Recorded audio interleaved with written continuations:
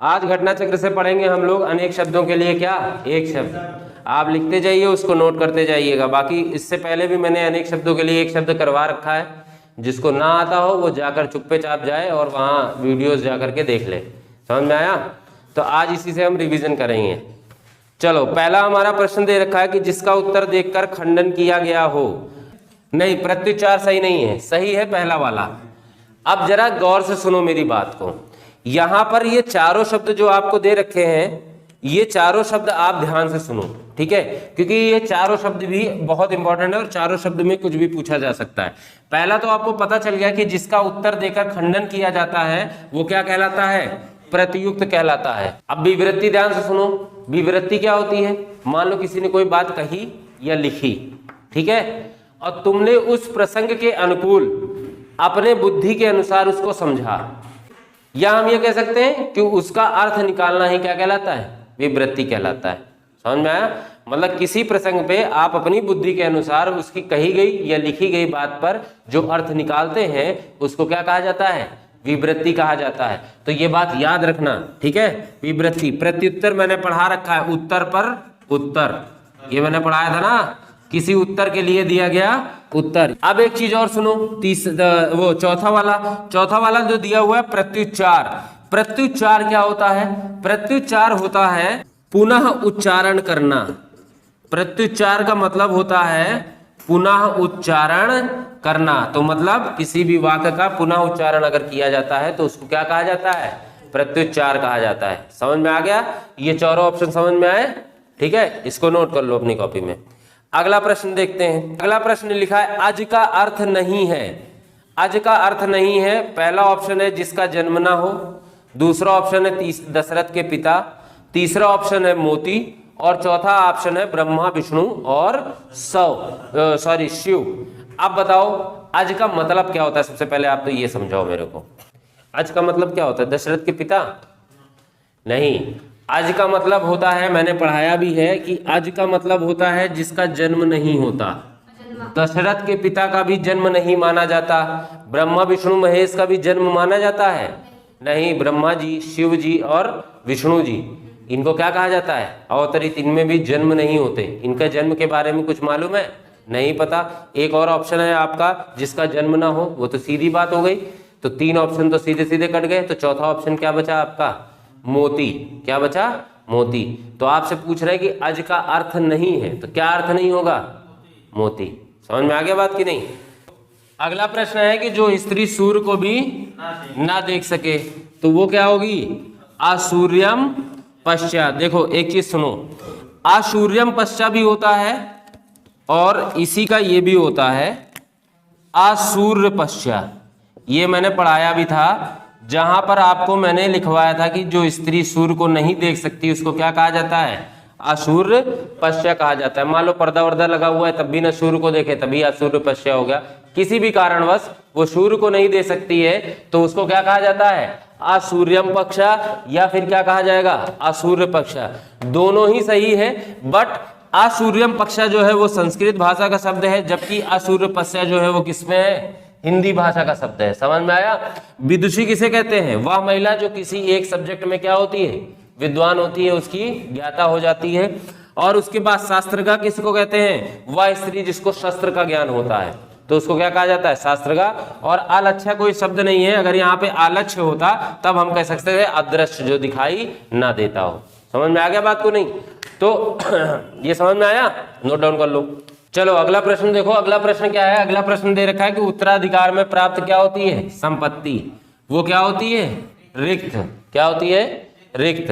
तो मुद्दा ये आता है कि फिर धरोहर क्या होती है? धरोहर वो अगर किसी की वस्तु आपने अपने पास में रखी है तो वो क्या होता है? धरोहर होता है। उसके बाद वसीयत और परिसंपत्ति क्या होती है? बताओ, वसीयत क्या होती है? किसी व्यक्ति या किसी संस्था की जो संपत्ति होती है उसको क्या कहा जाता है? परिसंपत्ति। और वसीयत तो तुम्हें पता ही है। इसी में एक प्रश्न होता है उत्तराधिकृत। उत्तराधिकृत इसका क्या मतलब होता है? इसी से मिलता जुलता एक जो है शब्द है उत्तराधिकृत। इसका क्या मतलब होता है? नहीं, जो उत्तराधिकार के लिए उपयुक्त होता है, मतलब जिसको ये माना जाए कि भैया ये हमारा उत्तराधिकार सही है, उसको कहा जाता है उत्तराधिकृत। ठीक है, तो ये गलती ना करना। ठीक है, समझ में आ गया बात की नहीं? रिक्त किसको कहते हैं? जो उत्तराधिकार में प्राप्त संपत्ति होती है। धरोहर क्या होती है? किसी दूसरे की संपत्ति। और परिसंपत्ति क्या होती है? किसी संस्था या व्यक्ति की संपत्ति जो मिलती है। ठीक है, उसको क्या कहा जाता है? परिसंपत्ति कहा जाता है। समझ गए बात को कि नहीं? अगला प्रश्न लिखो। अगला प्रश्न जो है, अगला प्रश्न ये है कि कम बोलने वाले को क्या कहा जाता है? तो कम बोलने वाले को क्या कहा जाता है? मितभाषी। क्या कहते हैं? मितभाषी। तो बाकी के 3 ऑप्शन और सुनो। मृदुभाषी वो होता है जो मीठा बोलता है। क्या बोलता है? बढ़िया बढ़िया बोलता है। ठीक, मीठा मीठा बोलता है। I like it. ठीक है, तो जो मृदुभाषी होता है वो कौन होता है? मीठा बोलने वाला। समझे कि नहीं? और उसके बाद बहुभाषी जो होता है, बहुभाषी कौन होता है? बहुत बोलने वाला नहीं होता, बहुत भाषाओं को बोलने वाला बहुभाषी कहलाता है। ये इसलिए ध्यान से देना, जो बहुत भाषाओं को बोल लेता है उसको क्या कहा जाता है? बहुभाषी कहा जाता है। अच्छा, अब एक आता है अभाषी, जो भाषा को नहीं बोलता है। जैसे अगर मैंने तुमसे पूछा कि तुम्हारा नाम क्या है और तुमने कहा अब्बा जब्बा जब्बा, फिर मैंने पूछा तुम्हारे पापा का नाम क्या है, तो तुमने क्या कहा? अब्बा जब्बा जब्बा। तो ये क्या हुआ? भाषा ही। भाषा नहीं होती, जब तक कोई सार्थक वाणी ना निकले भाषा नहीं कही जाती। समझ में आ गया बात की नहीं? तो वो सारे व्यक्ति क्या होंगे? अभाषी होंगे। समझ में आई बात की नहीं? नोट डाउन करो। अगला चले फिर देखें। अगला प्रश्न देखो। अगला प्रश्न क्या है? अगला प्रश्न ये है कि जो तोला जा सके, जो तोला जा सकता है या मापा जा सकता है। बात एक ही है। क्या बोले? तोला जा सके, या प्रश्न बोले मापा जा सके, या दोनों को जोड़ दे, जो तोला या मापा जा सके। ये चाहे तीनों तरीके से जो कुछ भी पूछे, वो हमेशा क्या होता है? परिमेय होता है। क्या होता है?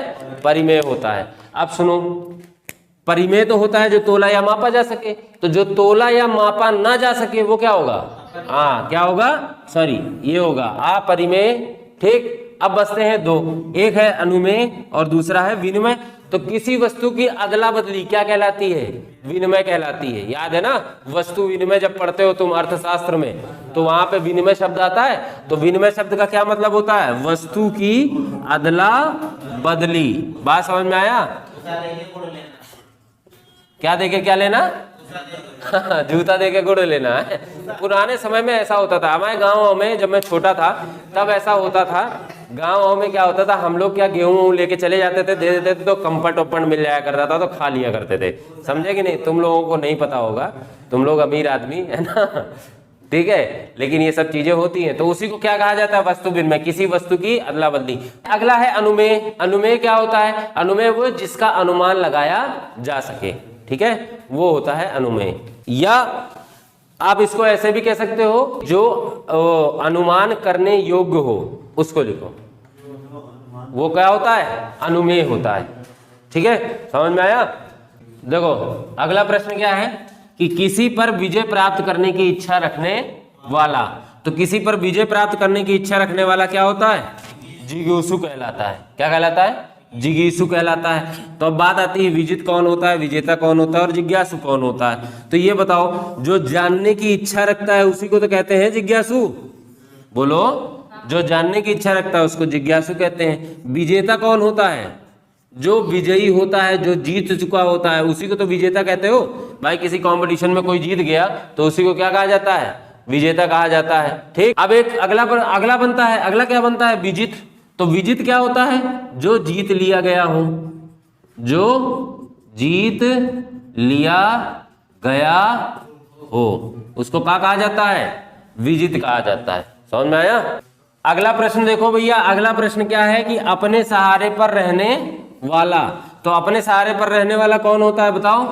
हाँ, अपने सहारे पर रहने वाला होता है स्वावलंबी। ठीक है, तो आत्मनिर्भर कौन होता है? वो जो स्वयं पर निर्भर होता है। और बलिष्ठ कौन होता है? जो अधिक क्या होता है?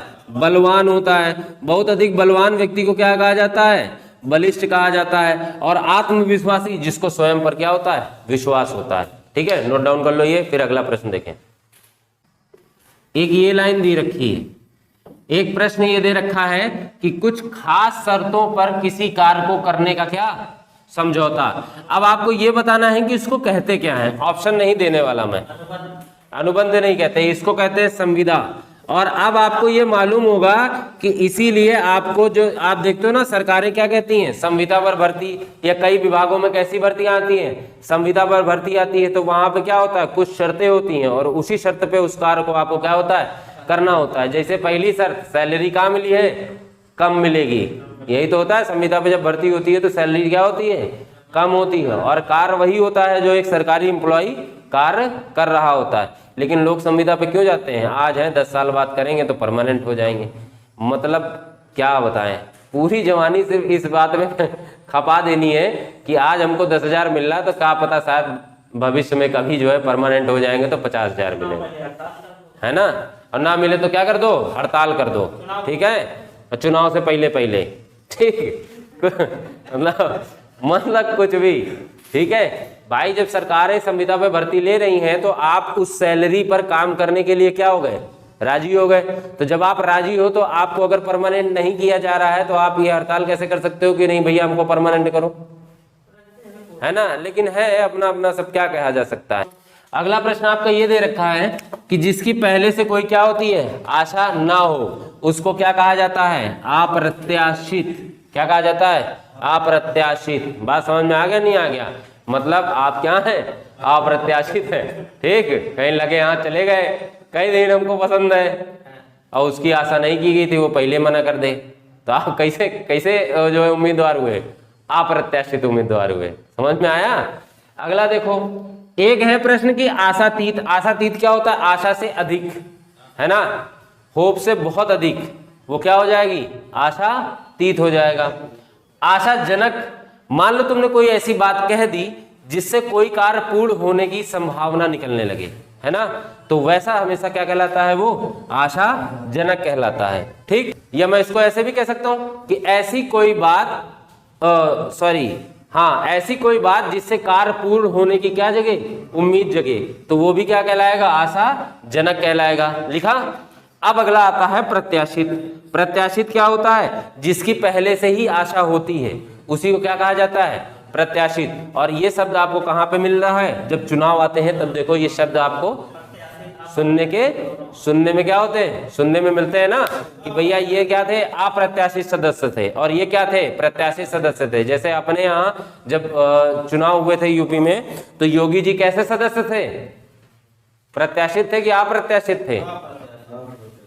किसी को मालूम नहीं था ना कि वो सीएम बनेंगे, किसी ने आशा कर रखी थी, आशा तो किसी और व्यक्ति की थी, बने Yogi ji, I like it, है ना। समझ में आया। शब्द भी सुनते होगे, अप्रत्याशित जीत हासिल की, तो मतलब इसकी कोई आशा नहीं थी, इतनी जीत इन्होंने हासिल कर ली। तो ऐसे शब्द क्या कहलाते हैं, ये समझ में आ गया। इन शब्दों के बारे में समझ में आया, ठीक है। चलो अगला प्रश्न करते हैं। राज्य द्वारा निकाला गया क्या, आधिकारिक आदेश। ये क्या होता है, अध्यादेश होता है, ठीक है। तो अधिनियम क्या होता है, अधिनियम वो होता है जो सरकार क्या करती है, कानून बनाती है, ठीक है, तो उसको क्या कहते हैं, अधिनियम कहा जाता है। और उसके बाद अधिसूचना क्या होती है, राजपत्र पर जो सूचना प्रकाशित की जाती है उसको क्या कहा जाता है, अधिसूचना कहा जाता है। समझ में आ गया बात की नहीं, नोट डाउन कर लो इसको। चलिए अगला प्रश्न देखिए। अगला प्रश्न क्या दे रखा है, वह स्त्री जिसका पति कहाँ गया हो, परदेश गया हो, तो ऐसी स्त्री को कहा जाता है पुरोषित पतिका। क्या कहा जाता है, पुरोषित पतिका। जिसका पति कहाँ चला गया है, विदेश चला गया है, परदेश चला गया है, ठीक है। अब आता है तो नवोड़ा किसको कहते हैं, नई नवेली दुल्हन, जिसका नया नया ब्याह हुआ होता है, ठीक, उसको नवोड़ा कहते हैं। अब आते हैं प्रवत्स पतिका पर। प्रवत्स पतिका मैंने आपको पढ़ाया भी था, वह स्त्री जो अपने पति के परदेश जाने पर कैसी होती है, वियोग में होती है ना। परदेश में जाके परदेसिया भूल न जाना पिया, ये सुना है तुम लोगों ने, तो नहीं सुना होगा, बहुत पुराना गाना है। ऐसी स्त्री हमेशा क्या कहलाती है, प्रवत्स पतिका कहलाती है। और आगत पतिका कौन होता है, आगत पतिका वो स्त्री होती है जिसका पति विदेश से आ गया है, वापस लौट आया है, वो होती है आगत पतिका। समझ में आ गया बात की नहीं आ गया, ठीक है। ये तीनों ही चारों बहुत महत्वपूर्ण है, सब घूम घुमाए पूछे जाते हैं, ठीक, नोट डाउन कर लिया। चलो अब आज की क्लास को यहीं पे समाप्त करते हैं, मिलते हैं अगली क्लास। और ऑनलाइन वाले यदि उनको हमारी क्लास अच्छी लगे तो कृपया लाइक शेयर और सब्सक्राइब अवश्य करें। तब तक के लिए धन्यवाद। जय हिंद, जय भारत।